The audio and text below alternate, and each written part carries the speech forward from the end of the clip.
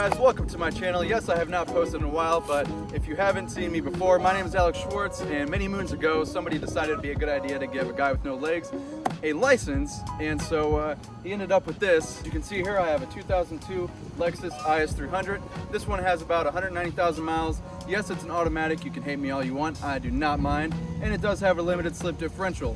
It's not my first car by any means, but I bought this one inspired by the E36 M3 sedans that I was driving, which I wasn't really looking forward to owning in daily driving. That led me to researching what might be a potentially cheaper and less of a headache option, and thankfully I stumbled upon this. I think there are some pros and cons to getting this car, so let's go over those so you can decide for yourself whether or not you want to move forward with trying to find a clean, not completely obliterated IS300, because that's going to take some time. Stay tuned and let's find out.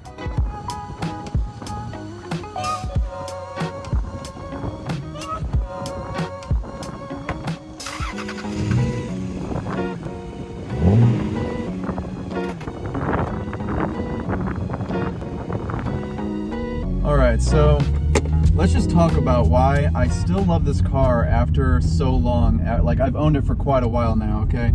Like I said, 5 years just about.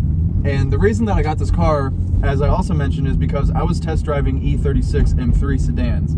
I had drove either 2 or 3 of them, and the thing is like, I loved them. I thought they were really awesome. But for the money that I was looking to spend, the only ones that I could get had like 170,000 plus miles. Like, one I looked at was a 1998. It was black sedan, had 190,000 miles, and it was in really good condition and it was stock. But the thing is like, the oil pressure light was on, and I was just like, do I want to get myself into an almost 20-year-old sedan that is German, high performance, this high mileage? Like, I couldn't do it. So I started looking for alternatives, and that's how I came to the IS300. And when I found out about the IS300, I realized that I'd actually seen it before, and I already liked the look of it. So it was more of like a good realization for me. It wasn't like I was settling for the IS300. I was like, oh yeah, that car exists. That sounds a lot better to me, like in terms of wanting to actually own it, because like I said, I wasn't looking forward to owning a BMW. No offense, BMW, nice car, but I don't like dealing with headaches and expenses that are just, you know, seemingly unnecessary. I went to a couple states away. I went to Indiana. I'm in Missouri, and I went to Indiana to buy this IS300. It was around my birthday a couple years ago. So yeah, that is where I am coming from. Now the thing with this car is like, to me, there is nothing else in this price range that has what this car has. Rear-wheel drive, an inline 6 with a great, I love the power band in this thing. I think it's super nice and it pulls really nice. It kind of kicks on around 3,200 RPM, but it's not like dead before that or anything.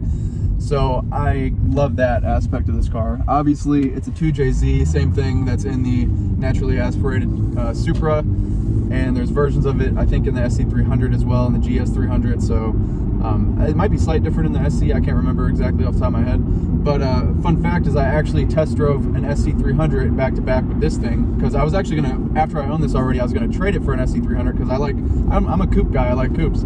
There's certain sedans though that I like, and this is definitely one of them. Same with the E36 M3 sedan as well. But yeah, I just like the SCs, and I was like, cool, maybe, I think it was like 2 years after I owned this one, so I was like, maybe I'll switch to the coupe version.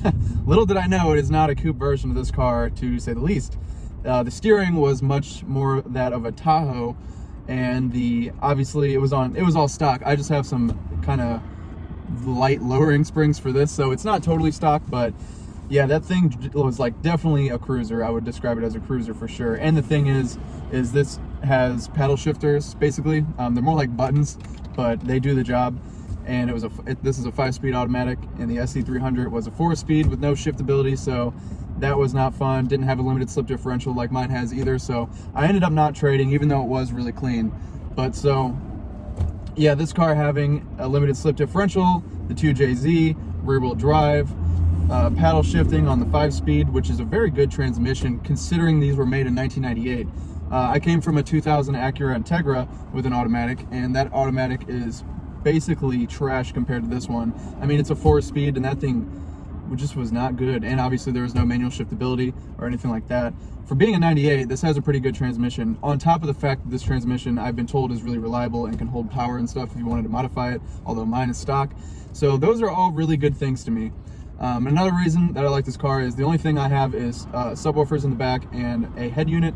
Yet this sound system sounds really freaking good, so that is very, very enjoyable because I very much enjoy my music on longer drives and things like that. It really, really bothers me having bad stereo systems in cars, so of course that is a necessity, and I have not needed to swap out any of the tweeters or speakers or anything like that. And even the bass is pretty decent stock because of the rear deck lid speakers back there. So all those things together, man, like this is just a really nice package of a car, especially for a daily driver because it's so practical. The glove box is pretty good.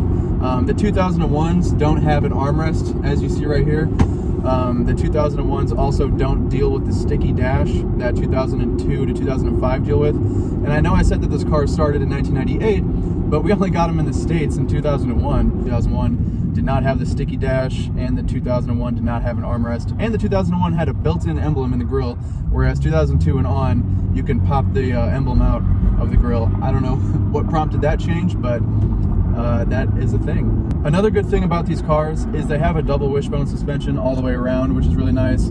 I also happen to think that the why is there a bunch of people there in the street? I happen to think that the brakes are pretty good. I haven't like tracked this or anything, but they have never failed me, and they feel really responsive, and I like them a lot. Honestly, the suspension is so nice. Like, I drove a 2019 Sentra the other day, and I was thinking like, okay, that car is way newer. Even though it's a Sentra, it probably is going to feel better than this one. Yeah, absolutely not. That was one of the most uncomfortable cars I've ever sat in. The ergonomics were not good. The infotainment was crashing on Spotify. So basically the way that the, since this is double wishbone all the way around, and I'm assuming that the Sentra was McPherson struts all the way around, and like, to describe how that car drives compared to this one, it was so disheartening because literally it felt like that car, I felt like I was sitting on a trailer, like a trailer that you would haul like an ATV on or a tractor. I felt like I was driving a trailer. It had just had no depth to the suspension whatsoever. It was really quite shocking how much I disliked that suspension. I mean, I feel like every single vibration was just translated through. Whereas this car, along with the inline 6, you know, 2JZ, it's super smooth. Whenever I first bought this car, I kept turning it on while I was already on because I couldn't even tell that it was on. But so with the suspension being super nice, even with my lowering springs. So with my lowering springs and the smooth engine, this is just a really comfortable car, like for real. It's not the most insulated, but it's definitely not the noisiest either. So I have taken this long distances and it has not been any issue whatsoever. I very much enjoy this car for long distances and for short drives obviously as well. That's pretty much the main reasons why I like this car. It's just really fun. The limited slip differential is very nice. The heated seats, the engine, suspension, transmission, the build quality is just amazing on this thing. The interior, other than the sunroof, whenever it's just cracked for some reason, it creaks a little bit whenever it's cracked. But if it's open all the way, wow, that is a speed bump. It doesn't make any sort of noise. Yeah, it's a silent. The only thing that makes noise in my interior is the aftermarket head unit surround that I have, and I just got to push it a little bit and then it stops making the noise. But obviously that's not Lexus's doing, so you can't really fault them for that one. But yeah, so overall this car is just such a great package, and there's nothing else in the like $5,000 range that I could really want to drive that's also reliable. I mean, the only thing that it sucks about this car, quote unquote, if you even care at all, is the fact that it has not that good of gas mileage considering how fast it is, because it's not really a fast car. I think it's on par. Like if these were both new, I think it's on par with like an Integra GSR, which obviously is a 4-cylinder, but it weighs less. Yeah, which is not slow, but it's not fast. In today's standard, it's definitely slow.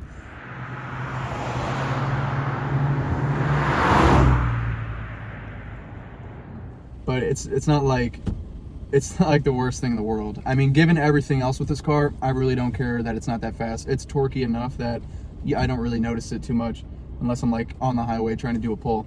The other thing is the fact that it's not fast, on top of the fact that it doesn't really get good gas mileage. That's a little annoying. It's a little annoying. I remember in the ad when I bought this car, the guy said that it was like a good little gas saver or something, and I was like, bro, you're tripping. I mean, it's not the worst. I get like probably 21 miles to the gallon combined, and I do pretty split driving.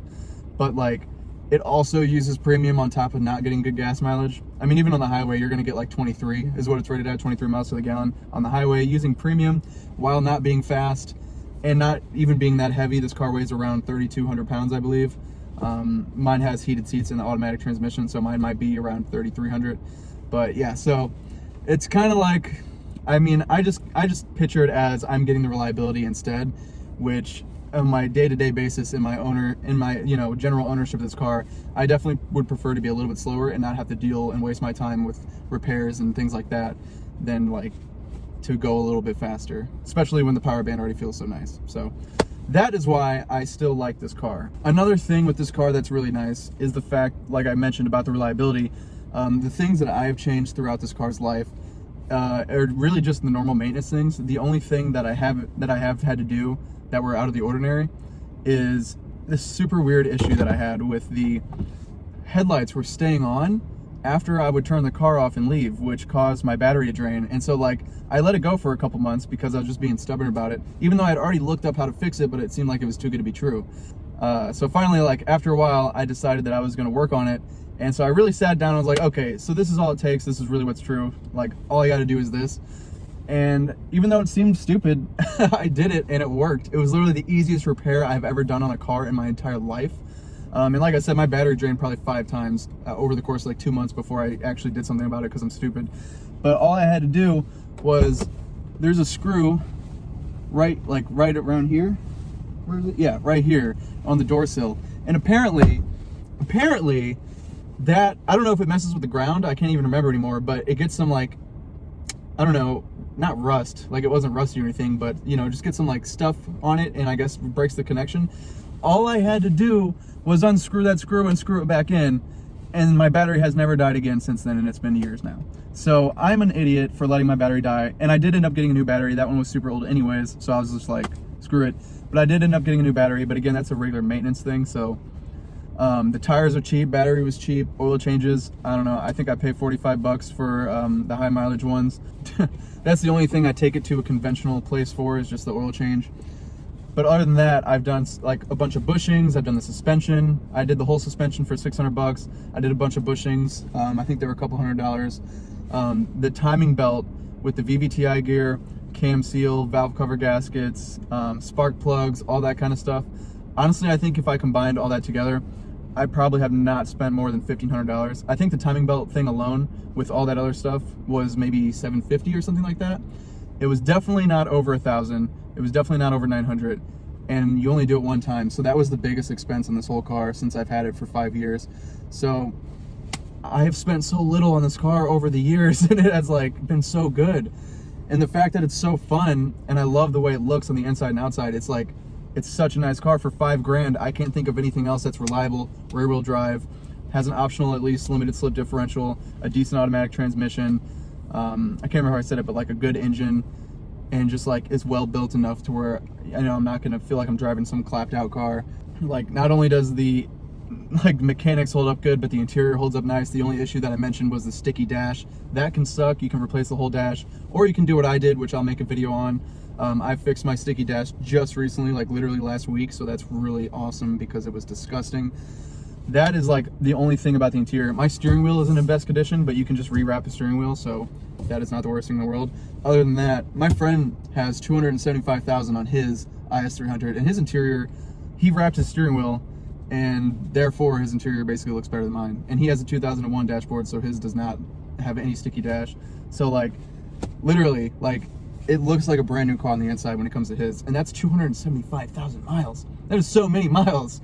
After I realized that he had so many, that inspired me to keep mine for even longer, because I don't think selling this is even worth like 4 or 5 grand. Like, it's not even worth losing the car just for that small amount of money for me.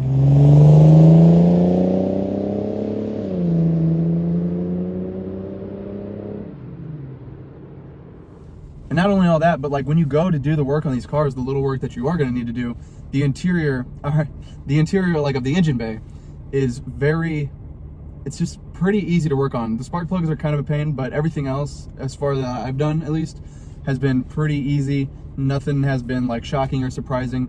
The underside of this car, I don't know if it's just my car, to be fair. I don't know if all Lexuses get a better coating than other cars or what, but I got this car from Indiana, like I said, and I live in Missouri, and I've driven through blizzards, which, by the way, this car has done incredibly well in the snow. I guess it's probably because of the limited slip differential, and I mean, I'm a decent driver, even though I don't have legs. So like, it's so nice. Like, I can't believe that the underside is so well, like, still looking so well after all these years. Because on my 2000 Integra, which was newer at the time, like when I was working on it, it wasn't as old as this car was now. It was just a complete shit show inside that car or under that car. Anytime you want to do anything, whether it's just like the brakes or a bushing or whatever, you'd have to go in with a drill kit and make sure you had all the new screws, because you're going to be drilling out all the screws. They're not just going to come out, or the bolts or anything like that, or wanted to do an alignment. It was just a big pain. So with that, like, I haven't had to deal with that in this car the whole time I've owned it, which is amazing. Such a quality of life change. So yeah, honestly, that is what I would consider a pretty decent overview. If you're looking to get this car, I think those are the main things you should consider. I would say the pros of this car are that it's quick enough, the power band is good, the engine's good, the transmissions are pretty good. I haven't heard bad things about the manual at all. I've heard good things about the auto, except obviously you got to remember that this is from an era where they're not going to shift super fast, of course. The manual apparently doesn't hold as much power, but I'm not modifying mine. If you want to modify yours, I'm sure you can still build the manual up. It's so well built inside and out. There's no creaks or rattles even after so many miles. It's reliable. It's not that expensive to maintain. I mean, it's not as cheap as maybe a baseline Honda or Toyota, but it's not much more expensive. And the fact that it's so reliable means you're hardly doing much anyways. Like the fact that you have an optional limited slip differential, it's really fun to drive. It's light on its feet. I love driving this thing. It's so much fun, honestly. Could be a little faster, like I said, but it's not the end of the world. The aftermarket support is great. And in a car like this, the thing is like every issue you're gonna have has been documented, has been gone over 1,000 times for the past, 10 years. So any issue I've had, I've been able to resolve by just Googling it. There's a couple different forums for Lexuses, Lexi, whatever. I like the way it looks inside and out. It's got a quirky interior. The chronographic gauge cluster is really cool. The shift knob that everybody thinks is not stock is like a chrome ball. I think that's pretty cool. I just like the way it's designed. It's a very nice stout interior with a few, quirky design cues on it, and I like it. It's got a big sunroof, big-ish for the time. The seats are Alcantara and leather, so I like that. They're very comfortable. When I sat in this car, when I sat in my friend's car, that was one of the things that made me decide to get this.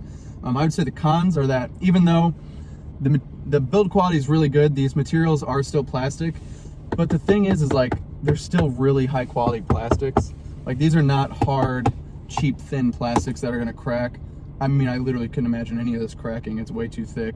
Whereas like, I had a Grand Prix supercharged, and literally to change the stereo, you have to break the HUD, or you have to break the surround, because it's so thin plastic and it's so big, you can't take it off without cracking it.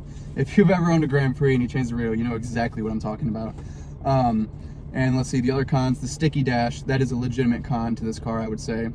And my car does burn oil, by the way, at 190,000 miles, but I just get it changed every 3,500 miles, and it hasn't been like an actual issue. I don't know if it burns it or if it leaks or what, because I don't see much on the ground or anything. So, and then the other last con I would say is that it is not that fast, and it doesn't have good miles to the gallon. I feel like you should have one or the other, and it doesn't. So, yep, that is my conclusion for this car. Like I said, honestly, I think these are an absolute bargain. I would not even sell mine if somebody offered me even $6 grand for it, which would be probably overpriced in my opinion.